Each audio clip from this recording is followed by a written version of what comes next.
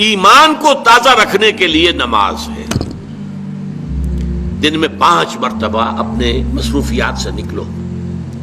صبح کی نیند بڑی سہانی ہوتی ہے، اسے توڑ کر اٹھو اور اٹھو اللہ کے حضور میں حاضر ہو. کھڑے ہو جاؤ، وضو کرو، کھڑے ہو جاؤ، نماز پڑھو، اللہ سے اپنا عہد جو ہے تازہ کرو.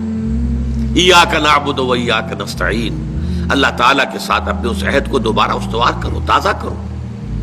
بڑا پیارا شعر ہے حفیظ جالندری کا کہ سرکشی نے کر دیے دھندلے نقوش بندگی، آؤ سجدے میں گریں لوح جبیں تازہ کریں. لوح کہتے ہیں تختی کو، جیسے تختی ہوتی تھی ہم لکھتے تھے، پھر تازہ کرتے تھے اسے، اس کے اوپر پھر دوبارہ گاچنی سے اس کو دوبارہ جو ہے تاکہ اس پر لکھا جا سکے. تو یہ لوح جبیں جو ہے یہ ہماری، اسے رکھو زمین پر تاکہ اس میں بندگی کا جو نقش ہے وہ تازہ ہو جائے.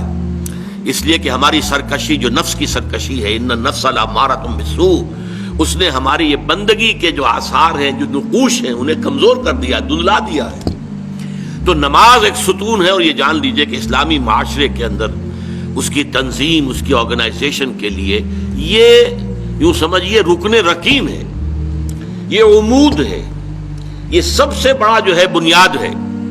اب آپ کو معلوم ہے کہ اسلامی معاشرے میں ایک فرد ہے مسلمان، اس کی زندگی بھی اگر وہ نمازی ہے اور نماز کا حق ادا کرتا ہے، اس کی زندگی گویا کہ نماز کے گرد گھومتی ہے.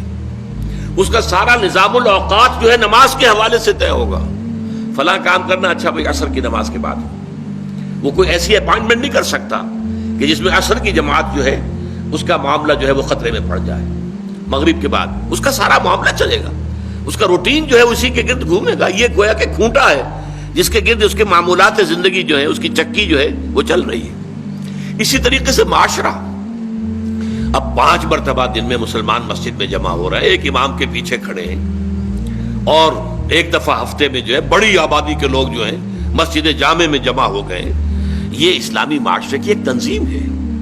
سال میں 2 مرتبہ جو ہے آبادی سے باہر کسی بڑے کھلے میدان میں لوگ چلے گئے ہیں عیدین کے لیے، اور سال میں 1 مرتبہ جو ہے پوری دنیا سے کشاں کشاں کہاں کہاں سے گورے بھی اور کالے بھی اور پیلے بھی مسلمان کہاں کہاں سے چلے آ رہے ہیں، ہر مسلک ہر فقہ کے ماننے والے. یہ ایک تنظیم ہے جو نماز کے گرد اور حج کے گرد ہو رہی ہے. اور یہ نماز جو ہے در حقیقت بندے کا تعلق اللہ کے ساتھ استوار کرنے کا سب سے بڑا ذریعہ ہے. اس لیے کہ ہمارے معمولات جو ہیں وہ ہمیں اللہ سے غافل کر دیتے ہیں، ہم گم ہو کر رہ جاتے ہیں. وہ بڑا پیارا شعر ہے اقبال کا، کافر کی یہ پہچان کہ آفاق میں گم ہے، مومن کی یہ پہچان کہ گم اس میں ہے آفاق. آفاق میں گم ہو جانا، میرا یہ کام ہے، یہ کام ہے، یہ کام ہے، یہ کام ہے، یہ کرنا، وہاں جانا، وہاں سے وہاں جانا، وہاں سے وہاں جانا، ایک چکر ہے، ایک روٹین ہے. انسان گم ہو گیا، کہاں خدا کا خیال، کہاں آخرت کا خیال، آئے گا ہی نہیں، گم ہو گئے. اور ایک وہ ہے کہ جو گویا کہ دنیا میں رہتا ہے، بازار سے گزرا ہوں، خریدار نہیں ہوں. دنیا میں رہو اور دنیا میں گم نہ ہو جاؤ، بلکہ دنیا تمہارے اندر آ جائے، تمہارے قابو میں آ جائے، تمہارے تابع ہو جائے، تمہارے سارے معمولات تمہارے اپنے فیصلے کے، تمہاری خود ہی کے تابع ہو جائے. یہ کیفیت ہے در حقیقت کے جو مطلوب ہے.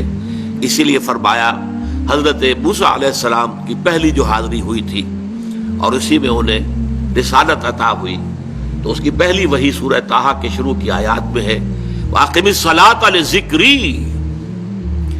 دیکھو میری نماز میرے ذکر کے لیے، میری یاد کے لیے نماز کو قائم رکھو. الصلاۃ عماد الدین حضور فرما رہے ہیں، یہ دین کا ستون ہے.